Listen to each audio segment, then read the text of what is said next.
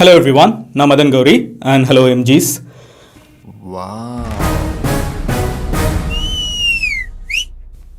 நர்வஸாக இருக்குது மக்களே. I am happy to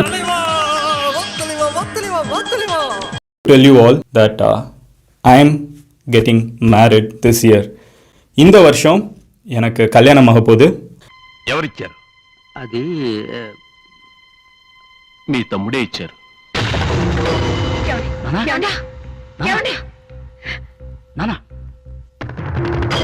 இதை வந்து நான் என் அப்பா அம்மா கிட்ட போய் நான் இந்த பொண்ணை கல்யாணம் பண்ணிக்கணும்னு நினைக்கிறேன்னு சொல்கிறப்போ இருந்த நர்வஸ்னஸை விட உங்ககிட்ட சொல்கிற நர்வஸ்னஸ் எனக்கு அதிகமாக இருக்குது. காரணம் என்னன்னு கேட்டிங்கன்னா, இந்த சேனல் வந்து உங்கள் எல்லாத்துக்குமே தெரிஞ்சிருக்கும்.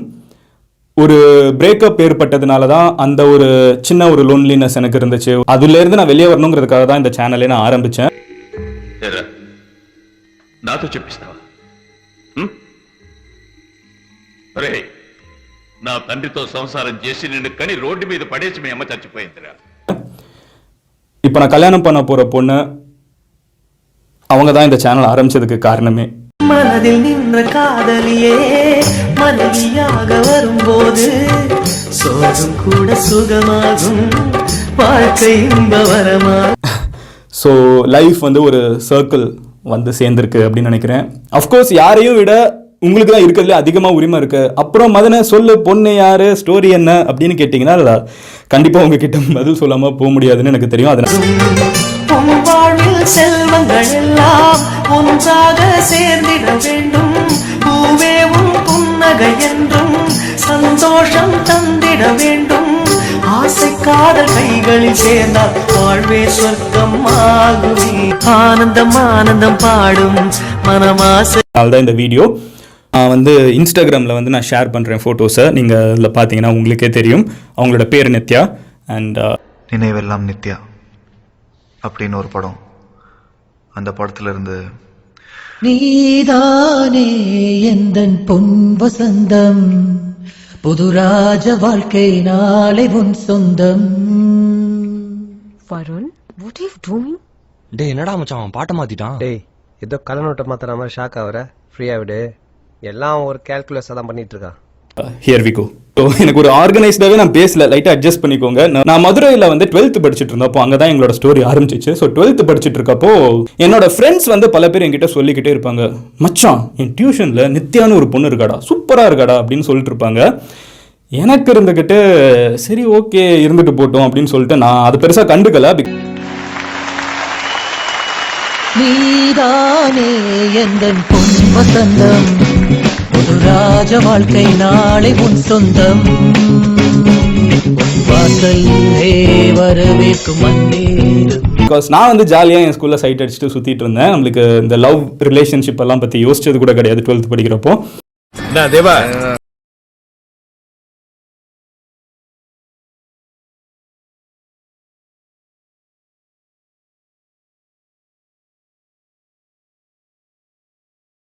முடிஞ்சதுக்கப்புறம் leave. So 12th public holidays. So leave, exam முடிஞ்ச உடனே லீவ் வருது. நான் சோஷியல் மீடியாவில் அதே நித்யாவோட ப்ரொஃபைல் பார்க்குறேன். நிறைய மியூச்சுவல்ஸ் இருக்காங்க. ஆப்வியஸ்லி என் ஃப்ரெண்ட்ஸ் தான் எல்லாருமே மியூச்சுவல்ஸாக இருக்காங்க. எல்லாருமே ஃபாலோ பண்ணிட்டுருக்காங்க. சரி அப்படி என்ன ஒரு பொண்ணு, எல்லாருமே வந்து பெருசாக நல்லா இருக்கான்னு சொல்லிட்டு இருந்தாங்களே அப்படின்னு சொல்லிட்டு நானும் வந்து ரெக்வெஸ்ட்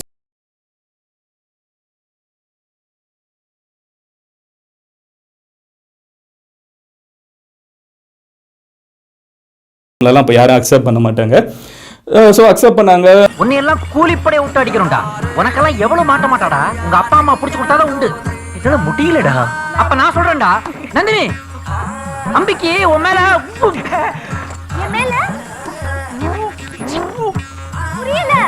இல்ல இல்ல அம்பிக்கு பேச ஆரம்பித்தோம். ரொம்ப நார்மலாக தான் பேச ஆரம்பித்தோம். பட் நம்ம வேலைகள் அப்படியே லைட்டாக அப்படியே ஃப்ளர்ட்லாம் பண்ண ஆரம்பித்தேன். அதுக்கப்புறம் என்னாச்சு அப்படின்னு பார்த்தீங்கன்னா, ஒரு நாள் வந்து ஓகே ஃபைன் மீட் பண்ணலாம் அப்படின்னு டிசைட் பண்ணோம். ஐ ஸ்டில் ரிமெம்பர் ரயில்வே ஸ்டேஷனில் சினிமாட்டிக். ஸோ ரயில்வே ஸ்டேஷனில் தான் நாங்கள் ஃபர்ஸ்ட் டைம் மீட் பண்ணோம். அவங்க வந்து அவங்களோட ஃப்ரெண்ட் யாரோ ஒருத்தங்க கிளம்பி ஊருக்கு போகிறாங்க. என்னவா என்ன சாரி? அம்பிக்கு உங்க மேல லவ்வா? லவ்வா என்னடி இதெல்லாம்? ஐயோ நாராயணா, தப்பு நடந்துச்சு மாமி. எப்படா நடந்துச்சு? உங்க மேல எனக்கு பெரிய மரியாதை இருக்கு.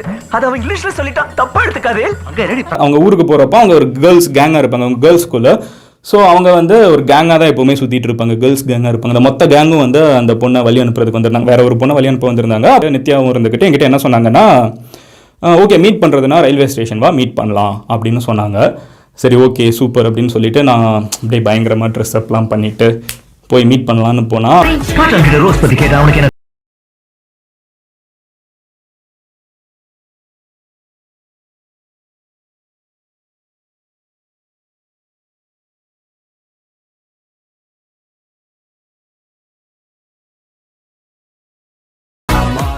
அவங்கள சுற்றி இருக்கிற ஃப்ரெண்ட்ஸ் எல்லாம் வந்து அந்த ஜட்ஜ்மெண்ட் லுக்கு கொடுத்தாங்க பாருங்க. ஏன்னா கிட்ட போக முடியாது, அவங்க அப்பா அம்மா, அந்த பொண்ணோட அப்பா அம்மாலாம் இருக்காங்க. நம்மள யாருன்னு என்ன 12th பையன் வந்து யாரா நீ எதுக்குற வந்து பேசிட்டு இருக்கேன்னு கேட்டுருவாங்கல்ல. ஸோ என்ன படிக்கிற? ப்ளஸ் 2. என்னவா போற? இன்ஜினியர். மயிராவ. இவங்க கிட்ட பொட்டலம் வாங்கி போட்டுட்டு இருந்தேன்னா நாளைக்கு நீ இவங்கள ஒட்டலாம் உட்காந்து பொட்டலம் தான் விற்கணும். யாராவது பொண்ணை லவ் பண்றியா?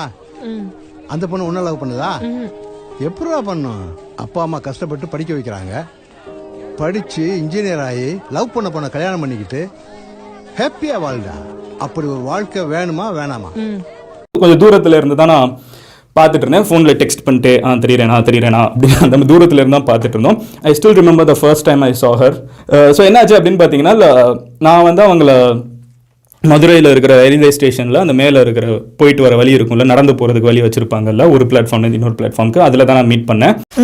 இந்த வாய் ஆடுறது ஒன்றும் குறைச்சல் இல்லை. முதல்ல உனக்கு ஒரு கல்யாணத்தை பண்ணி வைக்கணும். கல்யாணத்துக்கு அப்புறம் இப்படி இருந்தா இன்னொரு கல்யாணம் பண்ணி வைப்பியா? முதல்ல உன்னை பார்த்து இந்த பொண்ணுக்காவது பிடிச்சிருக்குன்னு சொல்லணும்ல. அம்மா, நம்மளை பற்றிலாம் கேள்விப்பட்டாலே பொண்ணுங்களுக்கு பிடிச்சிருக்குன்னு சொல்லும். சட்னி சட்னி சட்னியாவேம்மா. பார்க்கலாம்டா எந்த பொண்ணு வந்து உன்கிட்ட மாற்றான்னு. ஒரு 2 seconds 3 seconds தான் வந்து நாங்கள் பேசுறதுக்கு டைம் கிடச்சிச்சு. ஹலோ சொன்னாங்க, ஓகே டைம் ஆச்சு போயிட்டு வரேன் அப்படின்னு போயிட்டாங்க.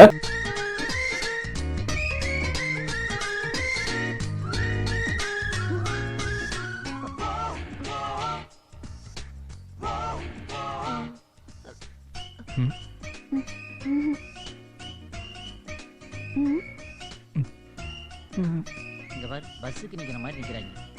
இங்க ஏன்டா பாக்குற? இங்க என்ன மெகா சீரியல் நடக்குது? அங்க பார்த்து பேசுறாங்க. அப்போ அந்த நொடியை வந்து டெஃபினட்டாக நான் என் வாழ்க்கையில் நினைக்கல.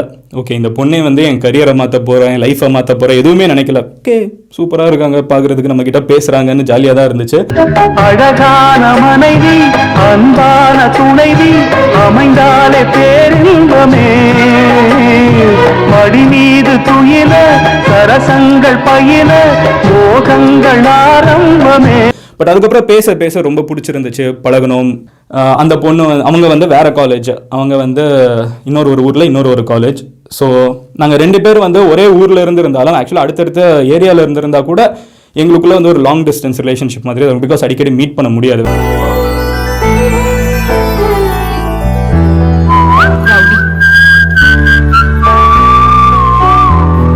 அவ கூட இருக்கிறது எனக்கு பிடிச்சது.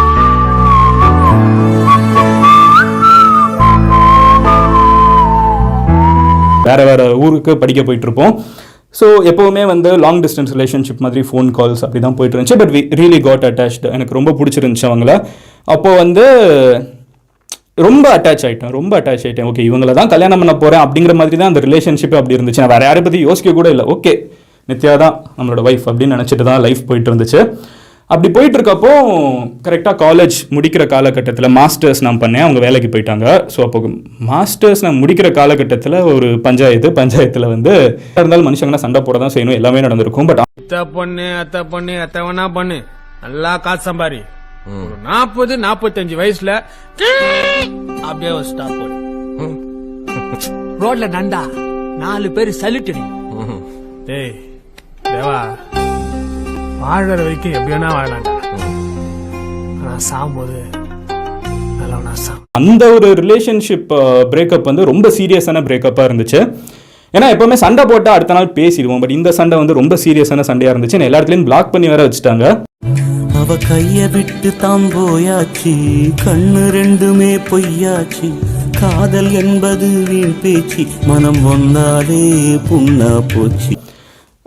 இவங்க தான் பிளாக் பண்ணிட்டாங்கன்னு சொல்லிட்டு இவங்க ஃப்ரெண்ட்ஸ் கிட்டலாம் யார்கிட்டயாவது கேட்டு பேசிடலான்னு பார்த்தா அவங்க ஃப்ரெண்ட்ஸ் கூட வந்து ரெஸ்பாண்ட் பண்ணல, அவங்க டிபிஎல்லாம் ரிமூவ் பண்ண மீன்ஸ் அவங்களுக்கு கூட வந்து 1-2 பேரை நான் பிளாக் பண்ணி வச்சிருந்தாங்க. ஸோ கால் பண்ணால் யாருமே எடுக்க மாட்டாங்க. So that was a reality check for me. Okay, இது முடிஞ்சு மதனே, நீ என்னதான் லவ் பண்ண, அவங்களும் லவ் பண்ணாங்க, எல்லாம் நடந்தாலும் பட் தட்ஸ் த எண்ட் அப்படின்னு சில டைம் வந்து it's very hard for us to accept. இல்லை காதல் பாத கல்லு முள்ளுடா, அத கடந்து போன ஆளே இல்லடா. காதல் ஒரு போத மாத்திர, அத போட்டுக்கிட்ட மூங்கில் யாத்திரை.